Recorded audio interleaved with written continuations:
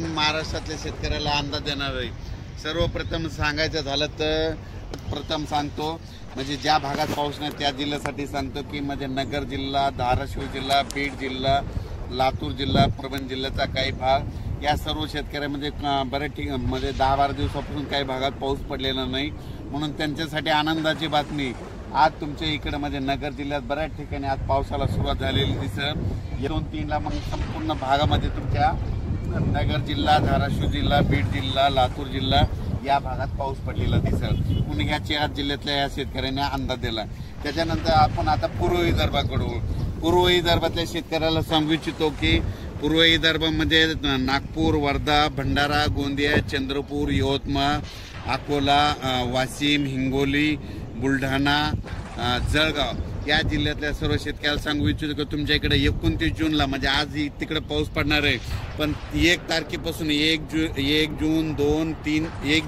2, 3 जुलैला मात्र तुमच्या इकडे मुसळधार पाऊस पडणार आहे। विदर्भ, पूर्व विदर्भ 6 जिल्हे, पश्चिम विदर्भ 5, 11 जिल्ह्यामध्ये मुसळधार पाऊस पडणार आहे। कुठं अतिवृष्टी होणार आहे, कुठं भाग बदलत पाऊस पडणार आहे, कुठं रिमझिम पडणार आहे। पण सांगायचं झालं तर यवतमाळ जिल्ह्यामध्ये खूप जोरात पाऊस पडणार आहे, चंद्रपूरकर देखील खूप पडणार आहे, नागपूरकर देखील खूप पडणार आहे, अमरावतीकडे जोरात पडणार आहे, अकोल्याकडे जोरात पडणार आहे, वाशिम जिल्हा जोरात राहणार आहे, हिंगोलीकडे राहणार आहे, त्याच्यानंतर अकोला, बुलढाणा जास्त राहणार आहे, जळगाव जामोद घाटाच्या खाली जास्त राहणार आहे, जळगावला जास्त राहणार आहे। तिकडे पाऊस पडत असल्यामुळे त्याच्यामुळे जालन्याला देखील पाऊस पडणार आहे, संभाजीनगरला देखील पडणार आहे। म्हणजे सांगायचं झालं तर पूर्व आणि पश्चिम विदर्भ 11 जिल्ह्यामध्ये चांगला पाऊस पडणार आहे, म्हणून हे विदर्भ पश्चिम विदर्भातल्या शेतकऱ्यांनी हा अंदाज लक्षात घ्या। त्याच्यानंतर आपण पश्चिम महाराष्ट्राकडे वळू। पश्चिम महाराष्ट्राकडे आज देखील पश्चिम महाराष्ट्रामध्ये चांगल्या प्रकारच्या बऱ्याच ठिकाणी भाग बदलत पाऊस सुरू होणार आहे।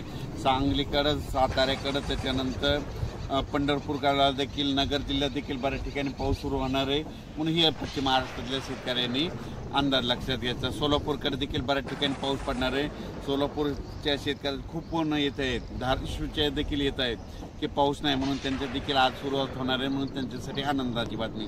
त्याच्यानंतर कोकणपट्टी आणि घाटमाथ्यावरल्या भागातल्या सर्व जनतेला आणि शेतकऱ्याला सांगू इच्छितो की कोकणपट्टी घाटमाथ्यावरला पाऊस मात्र कायम चालूच राहणार आहे, ते काय बंद होणार नाही, म्हणून हे त्यांनी लक्षात घेतलं आहे। त्याच्यानंतर आता उत्तर महाराष्ट्राकडे वळू।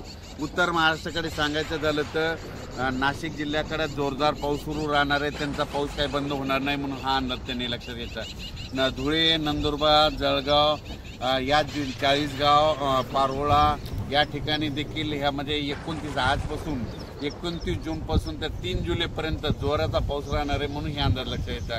हे झालं आता संपूर्ण जिल्ह्याचं सांगितलं। त्याच्यानंतर आपल्या बाजूला मध्य प्रदेश आहे, त्याच्यानंतर गुजरात आणि राजस्थान आहे, म्हणजे यामध्ये 29 पासून तर 3 जुलैपर्यंत गुजरात, मध्य प्रदेश आणि राजस्थानकडे पाऊस पडत असल्यामुळं त्याचा असर आपल्या महाराष्ट्रावर उभी होणार आहे, म्हणून हे त्यांनी लक्षात घेतलं। पण राज्यात याच्यानंतर तुम्हाला सांगू इच्छितो की 5 जुलै, 6 जुलै आणि 7 जुलै दरम्यान परत राज्यामध्ये पाऊस भाग बदलत येणार आहे, म्हणून हे लक्षात घ्यायचं। त्याच्यानंतर 10 जुलै ते 15 मध्ये देखील राज्यात पाऊस असणार आहे। म्हणजे सांगायचं झालं तर राज्यात असा एकदम 1 महिन्याचा, 15 दिवसाचा, 20 दिवसाचा खंड पडणार नाही, पाऊस येतच राहणार। आज ह्या भागात राहिला तो दुसऱ्या भागात राहील, पण राज्यात पाऊस कंटिन्यू चालूच राहणार आहे। खंड कसा असतो तुम्हाला सांगतो, आतापर्यंत मागचे जे खंड होते 20 दिवस महाराष्ट्रात कुठंच पाऊस पाहायला भेटत नव्हता, त्याला खंड मानतात। पण 1-2 दिवस पाऊस उघडत नाही त्याला लोक खंड मानतात, म्हणून हे चुकीचं आहे। म्हणून तुम्हाला सांगतो महाराष्ट्रात पाऊस पडतच राहणार आहे, फक्त वेगवेगळ्या भागात पडत राहणार आहे, हे सगळ्यांनी अंदाज लक्षात घ्यायचा। आणि हे जे अंदाज दिला आहे गेल्या वर्षी देखील या करंजी घाटामधूनच अंदाज दिला आणि त्यावेळेस देखील असाच पाऊस नव्हता, म्हणून योगायोगानं म्हणलं या ठिकाणी जात असतंय। बीडून बघितल्याच्या नंतर म्हणलो की आता बीडवाल्याला आनंदाची बातमी, नगरवाल्याला आनंदाची बातमी, धाराशिवला आनंदाची बातमी, लातूर जिल्ह्याला आनंदाची बातमी, म्हणून या ठिकाणी अंदाज दिलेला आहे। अचानक वातावरणात बदल झाला तर लगेच एक मेसेज दिला जाईल। धन्यवाद।